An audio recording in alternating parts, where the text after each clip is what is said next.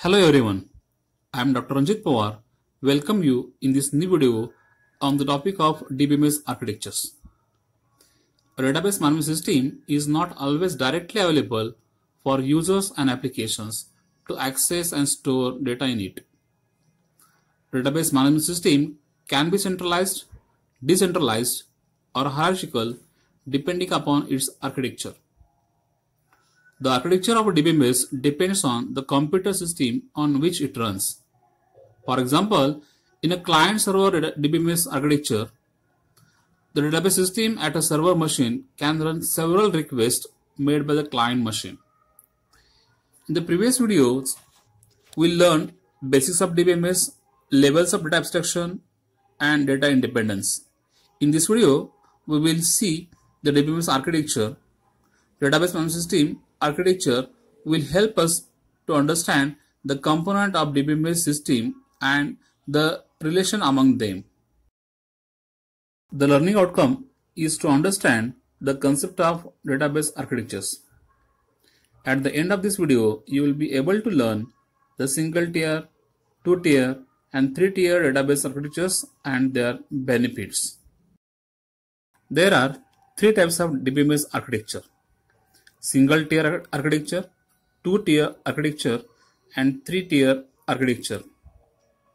In a single tier architecture, the database is readily available on the client machine. Any request made by a client doesn't require a network connection to perform the action on a database. Generally, this type of system is found in a small business. There is one computer which stores all of the company's data on a single database. For example, let's say you want to fetch the record of employee from database and database is available on your computer system. So, the request to fetch the employee details will be done by your computer, and the records will be fetched from the database by your computer as well. This type of system is generally referred as local database system. And this is a single tier architecture where database is on the same machine where the programs are.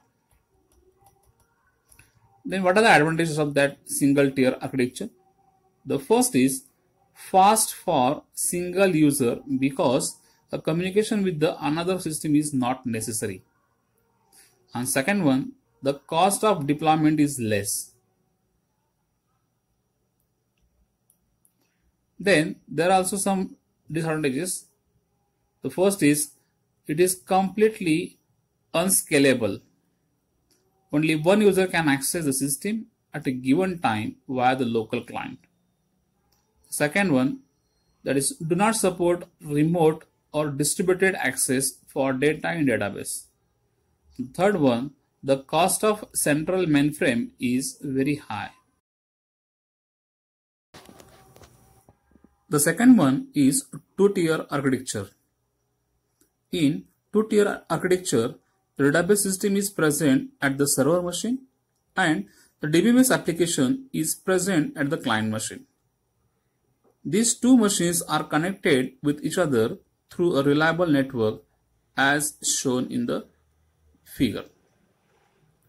Whenever the client machine makes a request to access database present at the server using a query language like SQL, the server performs the request on database and returns the result back to the client. The application connection interface such as a JDBC, ODBC are used for the interaction between server and client. Here, some advantage of the two-tier architecture. It is very fast and easy to implement. Applications can be easily developed due to simplicity. Second, the communication is faster as the client application can directly access database from the server. And third one, it is suitable in an environment where the business rules or logic operations are static. There are some limitations. it is not easily scalable as it supports only a limited number of users. Thus, application performance degrades as the user increases. The second one, data integrity issue may arise due to server responding to multiple requests at the same time. The next one is three-tier architecture. The three-tier database architecture emerged to overcome the limitations of two-tier architecture. In three-tier architecture, another layer is present between the client machine and the server machine.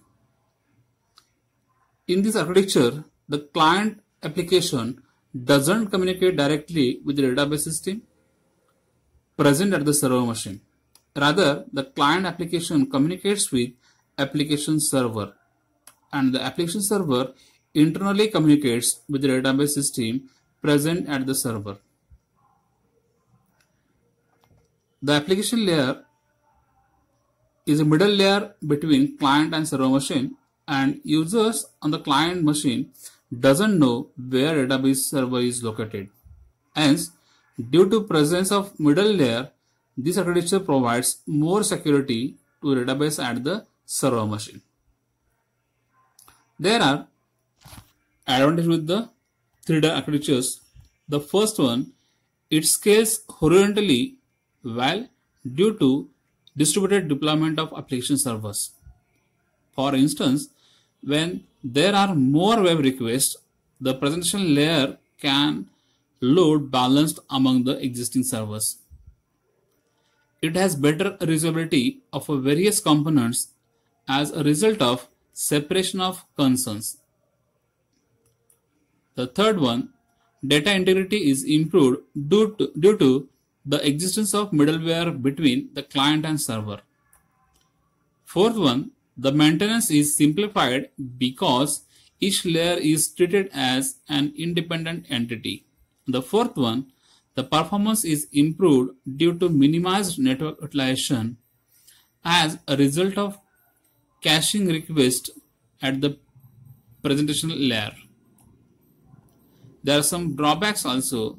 The drawback is complexity is increased.